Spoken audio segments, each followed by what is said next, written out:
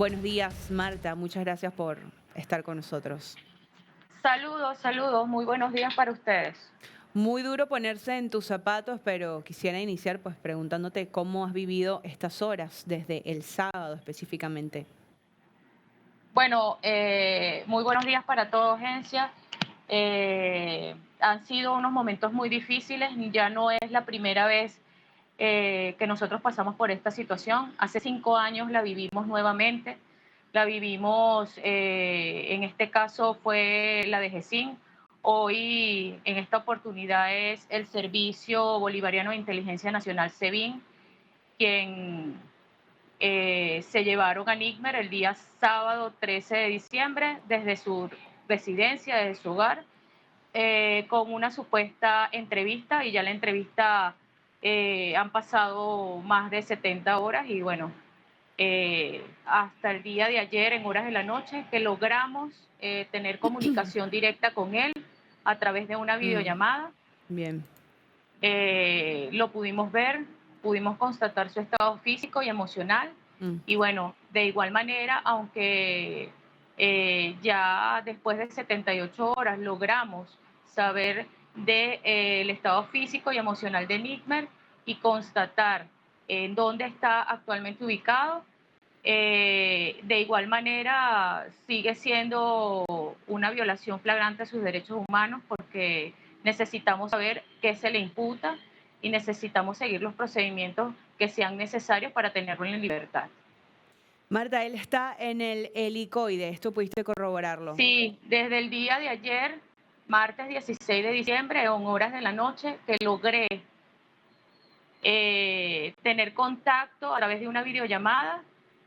Sabemos que ya está ubicado en la sede del SEBIN, que está en el helicoide. Bueno, conocido como el centro de torturas más grande de toda Latinoamérica. Pues, ¿qué opinión te merece que tu esposo haya sido trasladado al helicoide, donde sabemos que, bueno, hay tantos presos políticos que son constantemente torturados? Bueno, esto nos deja a nosotros sin palabras, primero porque él salió de su casa y de su residencia, todos lo pueden ver porque él dejó constancia a través de los medios, a través de sus redes sociales, de que él no se iba a negar e iba a ir a la entrevista. Y Ujú. luego de una entrevista, luego de 78 horas, aparece ya recluido en el helicoide. Entonces, bueno, es algo bastante impactante para nosotros que estas cosas pasen en el país y que no somos los únicos. Hay muchos casos familiares que están pasando por los mismos. No hay distinción de raza, ni de sexo, ni de edad. No solamente, así como le pasa a un director de un medio de comunicación en Venezuela, le puede pasar a cualquier persona, estudiante, ama de casa, mujeres embarazadas. Y bueno, es una situación bastante difícil la que estamos viviendo. Verdaderamente quiero agradecer no solamente a la comunidad en general, tanto a nivel nacional como internacional, sino a todas esas organizaciones de derechos humanos que se han abocado a visibilizar el caso de Nick Evan, a los apoyos de los medios de comunicación, tanto a nivel nacional e internacional, sobre todo los pocos que quedan en Venezuela de pie, para nosotros hacer visible esta situación de violencia y de violación de derechos humanos. Marta, en el mensaje que leíamos hace ratito de María Corina, llama la atención la palabra valentía, ¿no? Donde ella dice que el régimen insiste en presionar con, bueno, con todas sus prácticas a las que ya estamos acostumbrados, pero se encontró con una sociedad y líderes valientes. ¿Consideras que tu esposo fue valiente al momento de asistir a esa supuesta entrevista y al momento de enfrentar esta situación? Porque hasta lo registró en las redes sociales, como tú lo dices. Sí, Gencia, es muy valiente. Y quien conoce a Nick Merevan saben que es una persona demócrata que tiene convicciones en la vida y que siempre ha asumido con valentía su derecho a informar y su derecho a expresarse. Expresarse y opinar o pensar distinto no es un delito. Y también, en este caso, pues parte de la violencia que se nos está aplicando a los venezolanos es el silencio. Eso es una forma también de violencia. Y todavía aquí hay personas que siguen opinando, que siguen teniendo sus ideas claras y que las van a defender, pase lo que pase.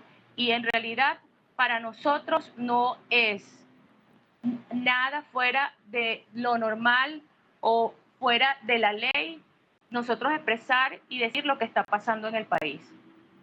Claro, claro, pero en este momento entendemos que se toma como un delito de terrorismo, de traición a la patria, bueno, todos estos supuestos cargos que se le han imputado a las personas que se atreven y que tienen Claro, la exacto. valentía de hablar, como lo hacía tu esposo en este medio de comunicación.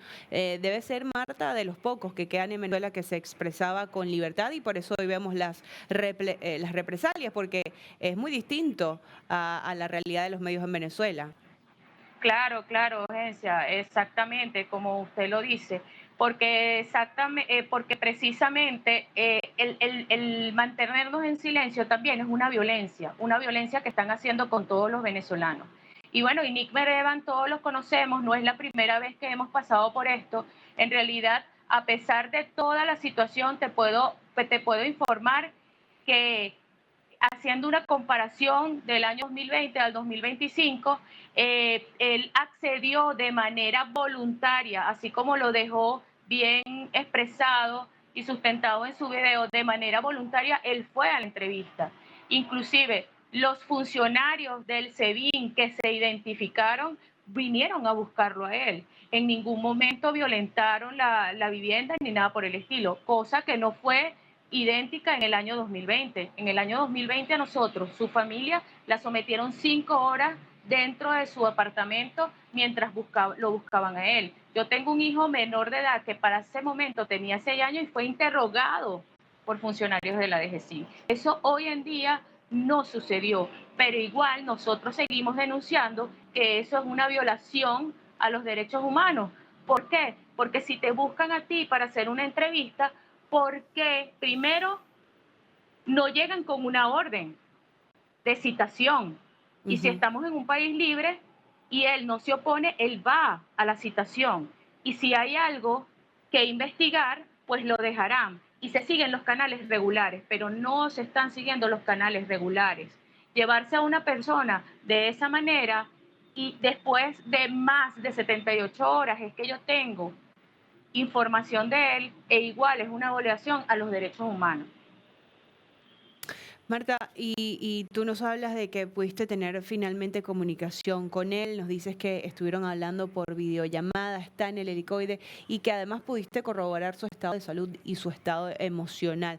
Habiendo ya pasado por esta situación de alguna manera, ¿cómo lo viste ahora? ¿Cómo está él física y emocionalmente?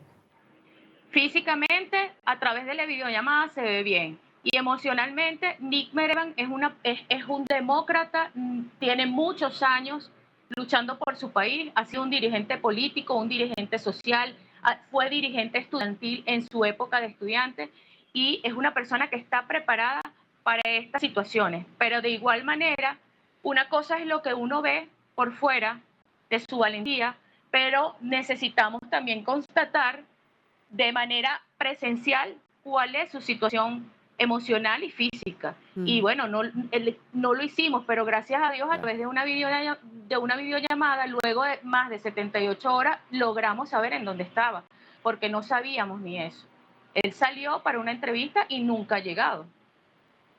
¿Y qué te dice él que ha vivido en estas horas desde el helicoide? ¿Cómo se le trata, digamos, alimento? ¿Dónde está? ¿En qué celda? No es mucho lo que podemos hablar a través de la videollamada, Ujú. pero de igual manera me aseguró que por las medicinas no me preocupara, porque eso es una situación que, bueno, es bastante difícil. Nigmer es una persona hipertensa, pero hace a aproximadamente 1 año y 4 meses él fue sometido a una intervención quirúrgica que lo mantuvo entre la vida y la muerte, Ujú. de las vías biliares y digestivas. Él prácticamente hizo una sepsis que lo mantuvo al vilo de la muerte. Y eso ha sido mi lucha. Mi lucha ha sido saber en dónde está y llevarle sus medicamentos, porque lo principal que nosotros, venezolanos, que esté pasando por esta situación, lo principal que debe hacer es saber de su familiar, darle visibilidad a la situación y además de eso, garantizarle medianamente las medicinas. Y bueno, él sí me lo confesó ayer, además con determinación, con tranquilidad, no te preocupes, las medicinas me las han asistido aquí por los momentos. Bueno, vamos a esperar en qué momento podamos tener alguna visita Ujú, que nos permita a nosotros llevarle sus productos de primera necesidad y claro. sus medicinas, lógicamente. Claro, por ahora él lo que necesita es la medicina para la tensión o alguna más.